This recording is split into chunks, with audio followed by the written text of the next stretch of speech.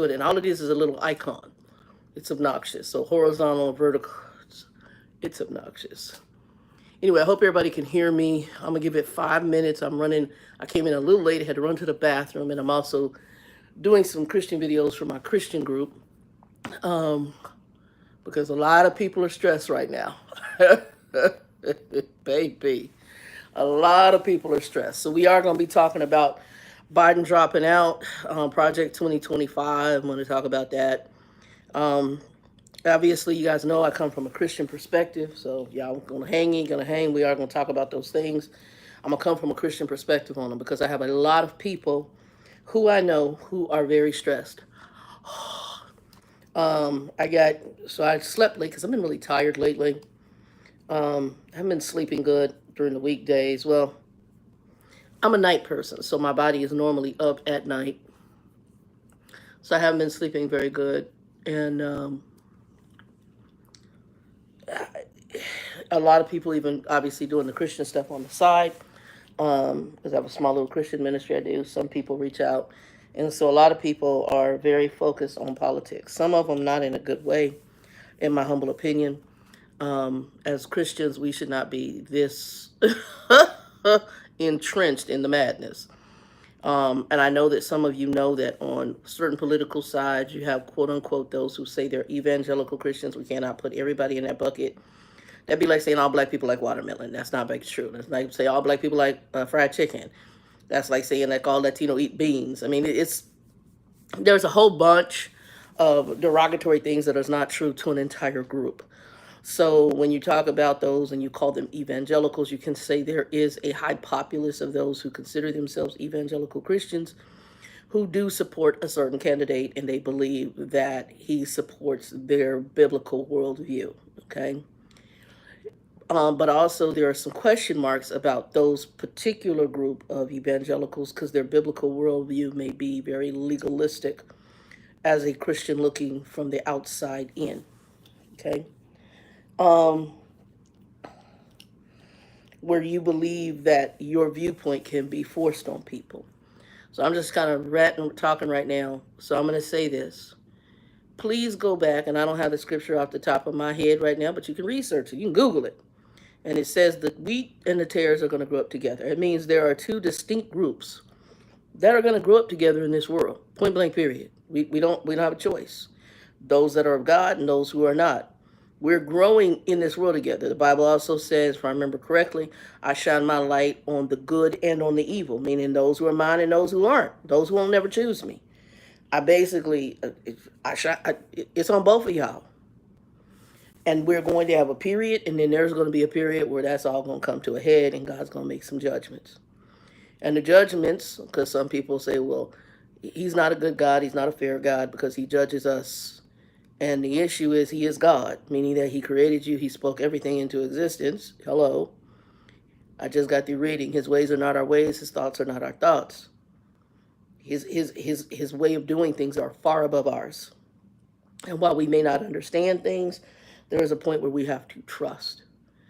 And we're not going to understand it. It's to me like having a war and you're being maybe somebody who's never been in war. You're not a general, you're not trained in that, but yet you think you should tell the general how things should be. No experience in it. You didn't speak this world into existence. You didn't speak man into existence. You didn't have two of your created beings do some weird stuff, Satan and then us. So right now, God is strategically maneuvering things, and people need to be very aware of that. So everything going on right now in our political system, yeah, buddy, is that, and then some. Now I'm going to talk, and then I'm going to probably get off here. I ain't going to be on here too terribly long unless somebody come in, but this I always like doing live because it just automatically uploads. For those of you who are sitting here stressed over what's going on, and I've had people reach out to me. I've got a Christian video after this I've got to upload to the group, who were stressed, angry, pissed off, sad, scared, a plethora of emotions I've talked to people on. Bias, all this other stuff, hoping that the man was killed in the whole assassination, which is sick. Old boy is damaged. He's damaged from his childhood. You go back, and I think his niece wrote the book about him, Mary Trump. The baby is damaged. He's just damaged. He's damaged. He's jacked up, and it's obviously rolled down to his kids as well. You cannot be a narcissist, because how a narcissist is created, y'all go research that. It is twisted. My father was a narcissist. How they are created, they come from damage. They're damaged. They have childhood traumas that create them. Point blank, period. And it's sad that that type of mental and psychological break happens to create that entity, because it's pretty bad what they become. Okay? So all we can do is pray for the madness, number one. Okay? Number two, the political people in the other party, I'm not shocked by it. Both of these two dudes is old as hell. Both of them really should not be running. But what it does say is how screwed up things are right now in our political system, that other folks don't want the position, number one, and the ones who do want it is crazy. Number two, what we have for younger people, they kind of, well, they ain't kind of, a lot of them are crazy. So it's like it's a lose-lose situation. This is all God's business. We are in a season right now, in a time right now, in which everything is shaking loose. We got political upheaval in UK, political upheaval in the Middle East, everything, but on top of that, the wars, on top of that, the economic situations, on top of that, climate change, as they call it, everything is in upheaval right now. So I'm going to come from the Christian perspective. Watch, don't watch, do what you want with it. I don't really care, because I'm being me, okay? And it's not about numbers for me. I mean, that's a blessing if you get them, but it's not about numbers for me. It's about God, reach whoever you need to reach with this message, and hopefully it blesses them and changes them and gets them focused in a different light. And hopefully it transforms them. Guys, things are wrapping up. You don't even have to be Christian to realize time is wrapping up. The world is coming to its conclusion. I would challenge you to make sure your spiritual house with God, and I'm talking God of the Bible, not no other weirdness, is in order. I'm not telling you you got to be like them weird folks who's all caught up in thinking they can force people to live according to biblical fundamentals. That's not what this was about. The Bible tells us to share the gospel and know that there's something called the Great Commission that God gave to his disciples. Go ye therefore into all the world, sharing the gospel. Those who would receive will receive. Those who won't. It is what it is. It's a very, and I'm a very black and white person when it comes to certain things. There's not a really tip to my lip. The Bible also tells us the wheat and tares will grow up together. That means there are two distinct groups. One that are God people and one that ain't. And everybody's going to be given an opportunity and a choice to receive them. The Bible tells us that there's really no excuse to not even admit that God exists, because the world in and of itself speaks to his deity. I mean, we can go outside. We can look at how a freaking plant grows from a seed to this plant. Genius. If any of y'all went to school and you know anything about science and know anything about this planet, it spins on what's called an invisible axis. Just spins around. And the seasons change. And it does virtually the same thing. That's divinity. Something very divine created that. The universe did not create itself. There's no way. Even in my man logic, that's not logical. That something just, it just created itself. It's not logical. It's not. Wake up. Don't get caught up in all this politics. Now, pray about it and go vote however God leads your conscience to vote. For whatever party you vote for, and don't hold it against somebody else if they voted for the other party. In America, you got the right to. You got the right to vote for who the hell you want to vote for. Who, win or loser, whatever. If you want to go vote for somebody who ain't going to win, that dude running on his own, what's the Kennedy dude? Do you, boo-boo? You got the right to. But at the end of the day, the Bible tells us, and I just read this in the Gospels. or excuse me, in the Bible, where it says that God places kings. He's the one who does it. It's He's the one who sets up kings and seasons. All of that is on his control and his power. You can go in the Old Testament and you can see. You can see how God set up every flipping thing. It was in Daniel, and it talks about the statue in which King Nebuchadnezzar had a dream. And in Daniel, it says, he sets up kings. He removes kings. He controls seasons, meaning God. This is something outside your control. So when you watching Biden drop out and folks are all stressed out, it is going to be what it's going to be. Now, who they're going to get, I don't know. I've been watching, and I want to say this because some people think, because I am a little bit more cut and dry on this. I don't watch, like I watched the Republican National Convention. I watch all of it, but I watch bits and pieces of what I wanted to see. I love the guy who was the Teamster guy who did his speech. Excellent speech. Especially in that environment, because that's not something they normally hear, because the Republicans tend to be a party that supports corporations and the rich. It just tends to be their thing. And this guy got in there as a average working man, support talking about unions, which most Republicans don't support. Okay. So, but his speech was superb. It was phenomenal speech. He actually best speech. Then I saw other stuff. Here's a group that says they profess Christianity, but then they brought some chick in there from some other religion to sing some God prayer that she had to whatever her God deity was. And that's something that was unusual to me. But I'm not shocked because most of them folks up in there most likely ain't Christian. That's point blank period. I can't read the hearts of men, but a lot of them are. Let me say this.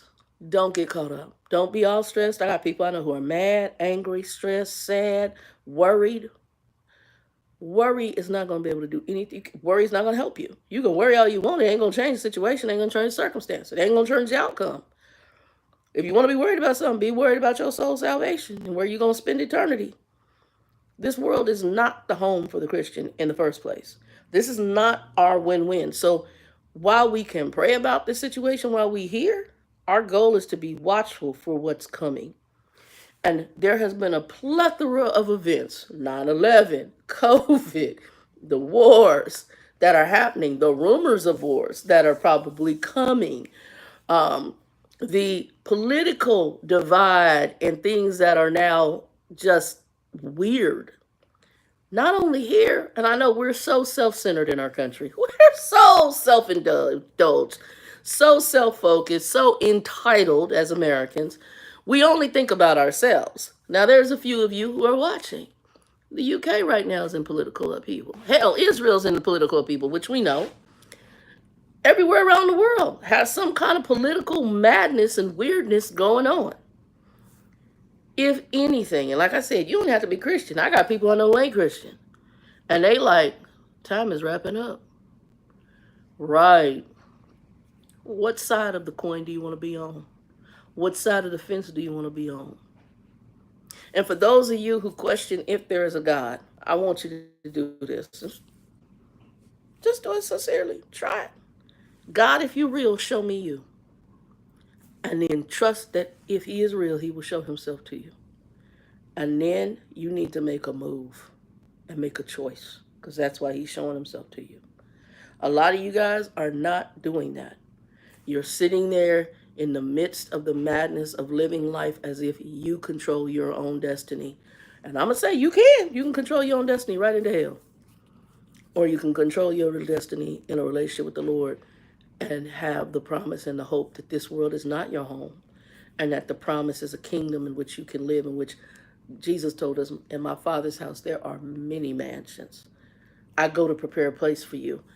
And if it wasn't true, I wouldn't have told you so. I believe because I've seen some things in my own life where it is no happenstance that there was something bigger than me that orchestrated the things that transpired. I don't believe in coincidence. Some people call it coinky-dink. I don't believe in that. When God is moving, I usually see it in a maneuvering pattern to show his fingerprint is on that. He actually moves situations. I just got off the phone yesterday with an associate of mine who began to tell me some things, and she said that she basically had that unctioning that was so succinct on her movements.